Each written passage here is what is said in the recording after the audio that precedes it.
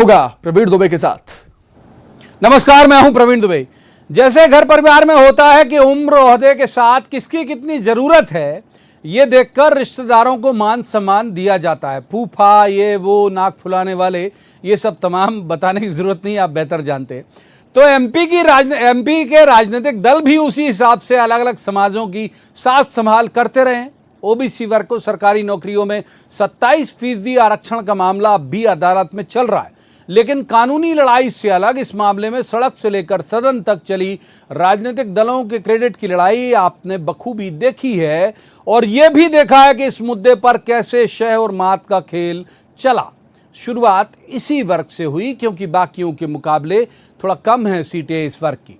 फिर कांग्रेस से लेकर बीजेपी तक अचानक आदिवासी प्रेम जागा। दावे और दंगल के साथ के आदिवासी तो हमारे हैं।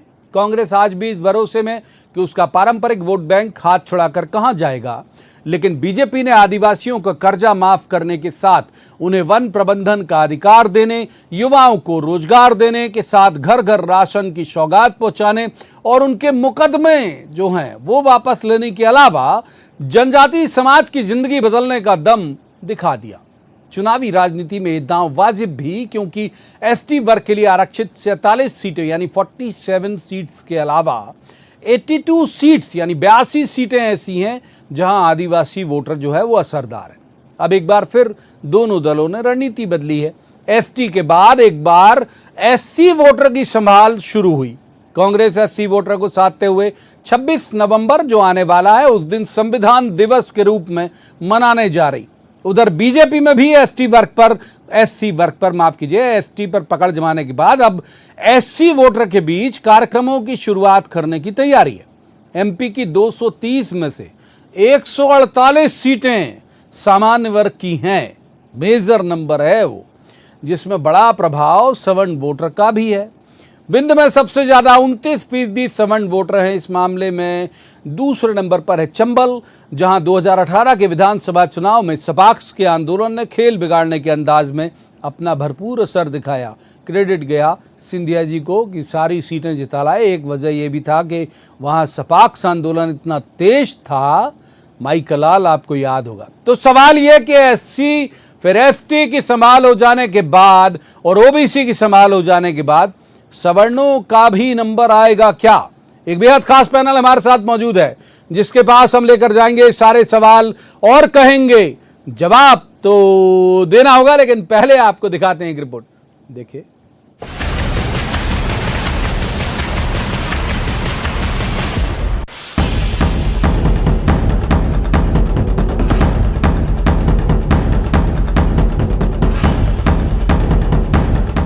पिछड़ा वर्ग के लिए कानूनी लड़ाई तक कांग्रेस और बीजेपी के बीच क्रेडिट की होड़ और 27% आरक्षण के दंगल में दांव कि हम पिछड़ों को अग्रिम पंक्ति में लाएंगे।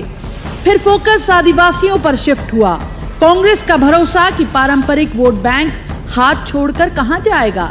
बीजेपी का दांव 2023 की नैया आदिवासी ही पार लगाएगा।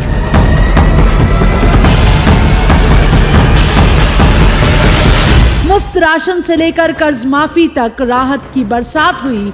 आदिवासी सद जाएंगे, ये भरोसा मिला तो फिर फिक्र में आया पिछड़ा वर्ग। मैंने आपको बताया सभी वर्गों के लिए कर रहे हैं। अभी अनुसूचित जनजाति का किया है, अनुसूचित जाति का भी करेंगे, बाकी सभी वर्गों के लिए करेंगे। कोई ऐसा वर्ग नहीं होगा जिसके लिए मध्य प्रदेश सरकार योजना नहीं बना रही। तू डाल तो मैं भी पात के अंदाज में कांग्रेस भी कहां ठहरने वाली थी। अब कमलनाथ ने भी एससी मोर्चा की बैठक बुलाई है। तैयारी 26 नवंबर को संविधान दिवस मनाने की। नवंबर जैसा कि ऐतिहासिक महत्व का दिन है, बाबा साहब भीमराव अम्बेडकर साहब ने 26 तारीख को संविधान सौंपा था।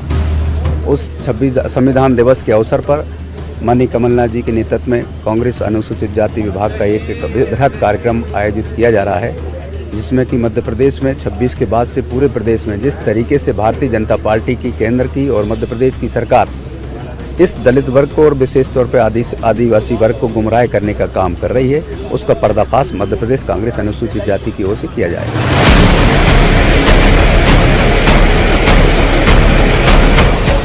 230 में से 47 सीटों पर आदिवासी और 37 सीटों पर पिछड़े वर्ग का आरक्षण। सवाल ये कि 1-2 नहीं 148 सामान्य सीटों पर अपना असर रखने वाले सवर्ण वोटर की भी बारी आएगी क्या? जवाब तो देना होगा। भोपाल में अनुराग श्रीवास्तव के साथ bureau report, news 18 Madhya Pradesh Chhattisgarh.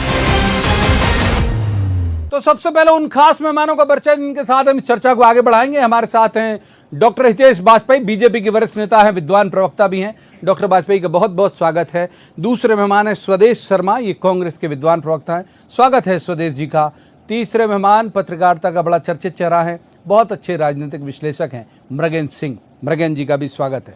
जाहिर तौर पर जिनकी सरकार शुरुआत उन्हीं से। डॉक्टर वाजपेयी, ओबीसी, एसटी और अब एससी साधने वाले हो आप, तो बड़ा आश्वस्त हो आप लोग कि भाई ये तो सध गए, अब सवर्णों की बारी आएगी क्या?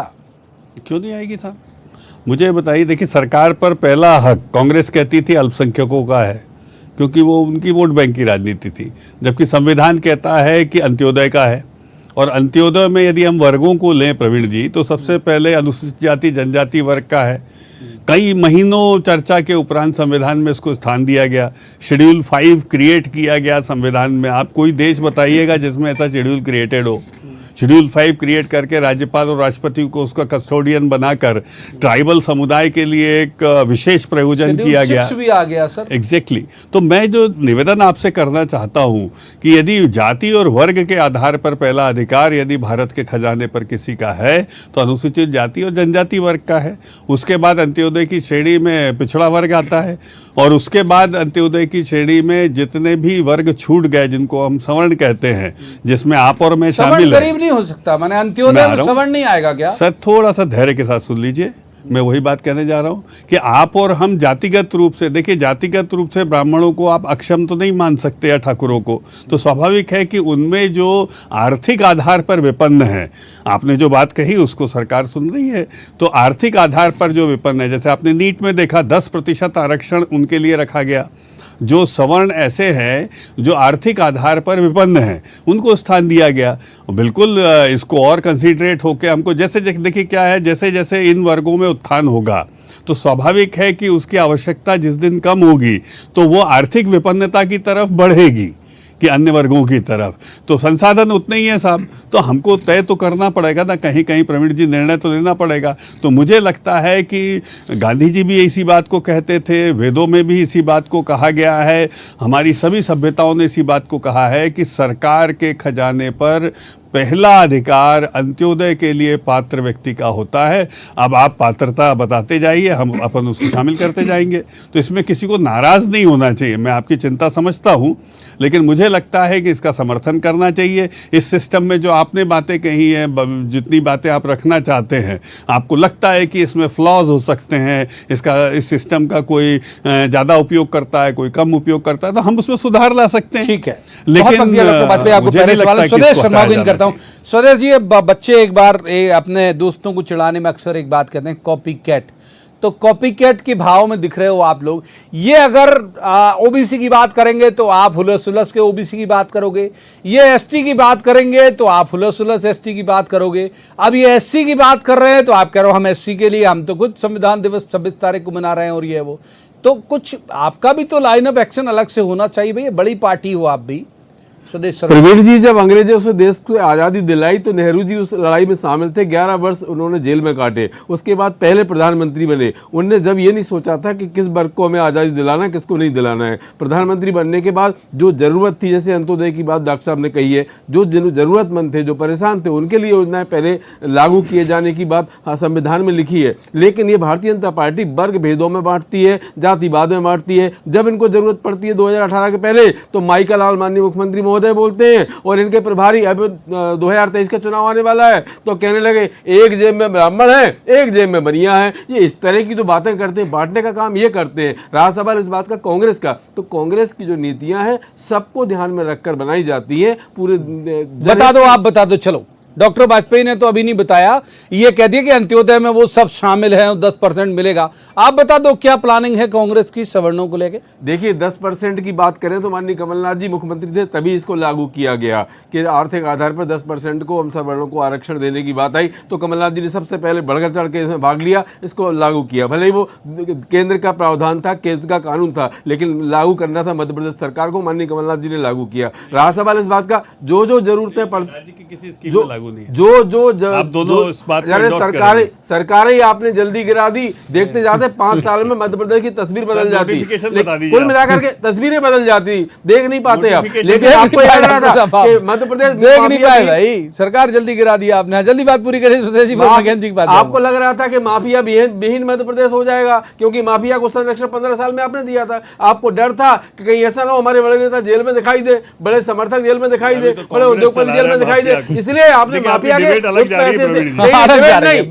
मुद्दे की बात करिए। आप भी करो भाई, मैं तो कट पूछ रहा हूं, आप बताओ ना। हर बात के लिए मैंने ये किया। प्रवीण जी, अगर ये संविधान को मानने वाले व्यक्ति होते तो संवैधानिक रूप से जनादेश द्वारा चुनी गई सरकार को, जनता द्वारा चुनी अलग मसला। मृगेन जी को इन करूंगा, माफ कीजिए। अब दोनों पॉलिटिकल गेस्ट को रुकूंगा। मृगेन जी को इन करूंगा, बहुत अच्छे विश्लेषक हैं वो। दूसरी बात यह है कि मृगेन जी किसी इलाका विशेष के मोहताज नहीं है, लेकिन विंध्य का जरूर जिक्र करूंगा, उनका मूल जगह।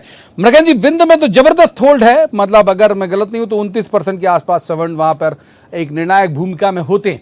आपको लग रहा है कि बीजेपी और कांग्रेस दोनों इस वर्ग के लिए कुछ सोच पा रही हैं, या फिर इन्होंने तय कर लिया कि साहब इन वर्ग से ही वोट मिलेगा और ये लोग ही गवर्नमेंट अल्टा पलटा देते हैं, इसलिए इस पर फोकस करिए? मुझे लगता है किसी भी सरकार है कुछ केवल सत्ता की चाहिए, उनको किसी वर्ग की चिंता नहीं है, किस वर्ग के वोट मिल सकते हैं इसकी चिंता ज़्यादा रहती है। अभी हितेश वाजपेयी जी कह रहे थे सबसे गरीब वर्ग की सबसे चिंता है, तो भाई गरीब वर्ग में क्यों आप SC ST और सामान्य बांट रहे हो? गरीब तो सब हो सकता है, गरीब ब्राह्मण भी हो सकता है, गरीब राजपूत भी हो सकता है, गरीब कायस्थ भी हो सकता है।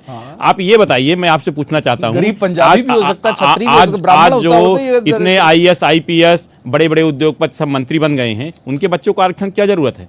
आज भी आरक्षण जो है कुछ सीमित लोगों के पास सीमित है। जो आज मैं अनुसूचित जात जनजात उन भाइयों की याद करता हूं जो आज भी हल खेत में गांव में जोत रहे हैं, उनको कोई पूछने वाला नहीं। आरक्षण का लाभ केवल उन लोगों को मिल रहा है जो एक बार आगे आ गए हैं, नौकरी में आ गए हैं, उच्च पदों पर आ गए हैं, राजनीति में आ गए हैं, उनके बच्चों को मिल रहा है। और जो हमारा गरीब अनुसूचित जात जनजात का वर्ग का आदमी था जो आज गाँव में पलित दूसरों खेत जोतता था, आधी पर जमीन लेकर खेती करता था, आज भी उसकी वही स्थिति है।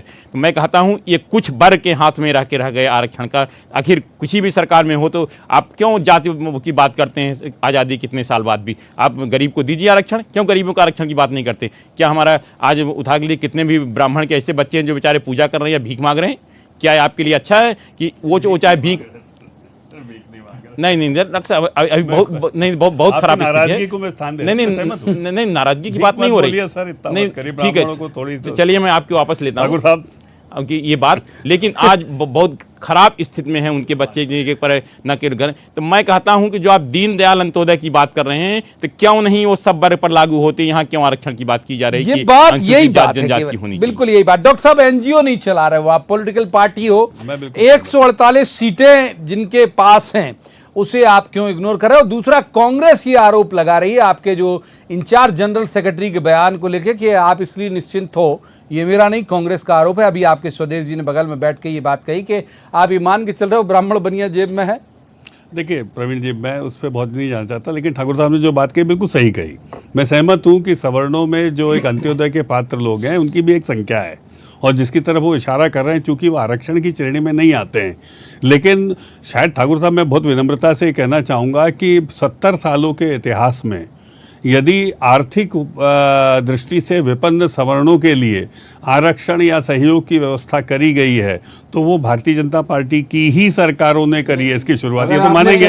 तो बात ही नहीं कर रहा हूं, देखिए कि जो अंत्योदय की लाइन में है, मैं मान रहा हूं वर्ग समाज का आप उनको सबको कर दीजिए। कमलनाथ जी ने बढ़ाया, आपने कभी बढ़ाया? आपने पुजारियों की तरफ कभी मुड़ के देखा? ठाकुर लेकिन साहब, माननीय कमलनाथ जी ने प्रवीण जी, पुजारियों मैं का बहुत अच्छी मानदेय बात बढ़ाया। बताने जा आपने रहा कभी हूँ। मुल्क देखा सुन लीजिए कि भाई, पुजारियों डॉक्टर के वाजपेयी साथ में- बहुत अच्छी मैं बता बात रहा हूँ। करने जा रहे हैं, तमाम दर्शकों से तो अनुरोध करूंगा पहला सुनिए। तथ्य हाँ तो बोलिए है डॉक्टर साहब, अच्छी बात। नोटिफिकेशन। यदि कांग्रेस की किसी भी सरकार ने नोटिफिकेशन निकाला और तखत पे रख दो, मान लेंगे हम। तो ये इधर उधर देखिए भाषण देना एक अलग बात हो गई। मैं बहुत संवैधानिक दृष्टि से बात कर रहा हूँ। तो ठाकुर साहब की बात से मैं पूरी तरह सहमत हूँ। नंबर 1 कि सवर्णों में, ब्राह्मणों में, बाकी वर्गों में, ठाकुरों में, कायस्थों में ये बात सच है कि आर्थिक रूप से विपन्न लोग चुनौतियों का सामना कर रहे हैं। मैं बिल्कुल इस बात से नहीं नकार रहा हूँ। और यही कारण है कि 10-10% तक उनकी व्यवस्था, जैसे मैंने आपको उदाहरण दिया कि नीट जैसी परीक्षा में मोदी जी ने करी और उसको कोई चैलेंज, अनचैलेंज्ड है ये, क्योंकि उसको संवैधानिक रूप से किया गया। मुझे लगता है ये शुरुआत है और बड़ी मात्रा में समर्थन, चाहे वो स्कॉलरशिप्स में निकल कर आए, आजीविका मिशन में निकल कर आए, ये आपको देखने को मिलेगा। लेकिन हम यदि ये सोचें कि अनुसूचित जाति और जनजाति वर्ग की तरफ उंगली उठाकर फिर अपने लिए रिलीफ मांगेंगे, तो प्रवीण जी अभी शायद उसका वक्त नहीं आया है, थोड़ा और देना होगा। डिबेट कोई लंबी ये है। थोड़ी कह रहा कि इन्हें काटो और उन्हें दो। नहीं, ठाकुर साहब, मैं तो ये कह रहा हूँ भाई, जैसे ठाकुर साहब परिवार की में हमने कहा ना बातचीत भाई, मुझे 3 ऐसा बच्चों लगा। का कर दिया, चौथा बच्चा उम्मीद करेगा कि अब मुझे भी नई ड्रेस दिलाई जाएगी। मैं सहमत हूं कई आपकी, का देखिए पूछ मैं रहा हूं आपकी मैं क्यों? चिंताओं से सहमत हूं। नंबर 1 इसमें कोई दो मत नहीं है। लेकिन किसी वर्ग ये को प्रवीण पीछे की कर व्यक्तिगत चिंता नहीं मैं है, नहीं डॉक्टर चाहूंगा कि हाँ। नहीं, आपकी चिंता जायज है। मैं फिर बहुत ईमानदारी से कह रहा हूं। मतलब ये चाहे कोई भी, स्वदेश जी भी जानते हैं, ये भी ग्वालियर अंचल से आते हैं, ब्राह्मण हैं, खुद समझते हैं कि, लेकिन देखिए साहब क्या है कि उसको संवैधानिक रूप से स्थान, प्रायोरिटी होती है। ठीक है, और स्वदेश priorities शर्मा जी को create इनका तो करनी बहुत वक्त पड़ती दिया है। डॉक्टर वाजपेयी, आपको सप्लीमेंट्री भी ले लिया। स्वदेश जी, पिछली बार जो ग्वालियर चंबल की गिना देता हूं मैं, 34 सीटें हैं लगभग ग्वालियर चंबल पूरे इलाके में, गुना उना सब शामिल कर लो, राजगढ़, 34 सीटों में अगर आप ठीक परफॉर्म कर पाए और जिसके कारण आप कॉलर ऊंची करके चल रहे थे कि हमने पटकनी दी और हम, दरअसल माई के लाल का ही इफेक्ट था। अदर बहुत सारे सर्वे, बहुत सारी रिपोर्ट्स इस बात को स्टेब्लिश कर चुकी हैं कि वो माई के लाल और जो वहां पे सपाक्स का आंदोलन था उसके कारण आ गए थे। मैंने बाय डिफॉल्ट गए थे आप आगे, आपका कोई कांग्रेस को लेके उनके मन में ये नहीं था, बीजेपी का गुस्सा था जो इस बार हैंडल हो जाएगा। चुनाव के लिहाज से बात कर लेते हैं तो आप भी कितने सतर्क हो भाई सवर्णों के मसलों को लेके? देखिए, मैं आपको बता दूं, ग्वालियर चंबल साहब के हालात ऐसे रहे, जब से बीएसपी का उदय हुआ था उस समय निश्चित कांग्रेस का नुकसान हुआ था, लेकिन बीएसपी की कथनी करनी को लोग समझ चुके थे और अब कांग्रेस के साथ वो मुख्य धारा में जुड़ चुके हैं। तो इसका सबसे बड़ा जीता जागता उदाहरण है कि अगर सिंधिया जी इनके साथ चलेगा, अगर सिंधिया जी को श्रेय पहले आपने जीत का दिया है कि उनकी वजह से ग्वालियर चंबल संभाग जीता था, तो दोबारा सिंधिया जी भाजपा में जाने के बाद जब उपचुनाव 28 हुए उसमें हमने ग्वालियर चंबल संभाग की 7 सीटें जीती और 1 सीट तो वह जीती जिसमें ज्योतिरादित्य सिंधिया जी ने स्वयं वोट डाला ग्वालियर पूर्व, वो हमने कांग्रेस में जीती। तो ये मिथक तो टूट जाता है। ग्वालियर चंबल संभाग में कांग्रेस को प्रचंड बहुमत मिलने वाला है। आप देख लीजिए आने वाले समय में 2023 में वो परिणाम मिलेंगे कि चौंकाने वाले होंगे। पिछले बार से क्या ज्यादा कर दिया अच्छे ऐसा आपने क्रांति, मतलब क्यों देगा आपको वोट?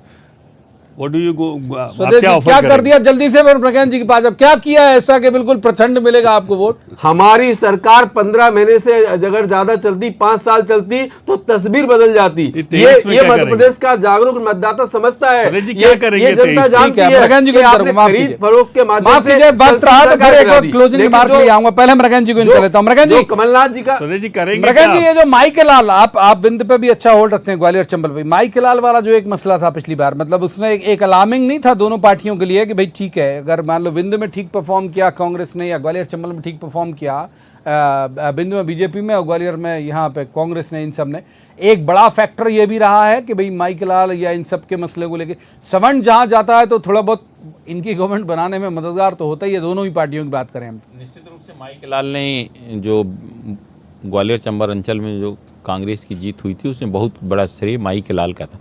उसमें ऐसा नहीं कि कांग्रेस ने कोई बहुत अच्छा काम कर दिया है पार्टी ने जिससे कारण हुई, माई के लाल का था। जाति यहाँ है क्या, बिंद है और बिंद हुआ, अब ग्वालियर चंबल संभाग की बात करें तो यहाँ जाति समीकरण बहुत हावी रहते हैं। इस कारण ये स्थितियाँ बनी थी कि एक तरफ जैसे बिंद आपके हाथ से चला गया, उसका सबसे बड़ा कारण था कि एक समाज के लोग इसी भर के बिंद से उनसे अलग हो गए थे, जो पहले कभी बसपा के हुआ करते थे, बीजेपी की तरफ चले गए थे।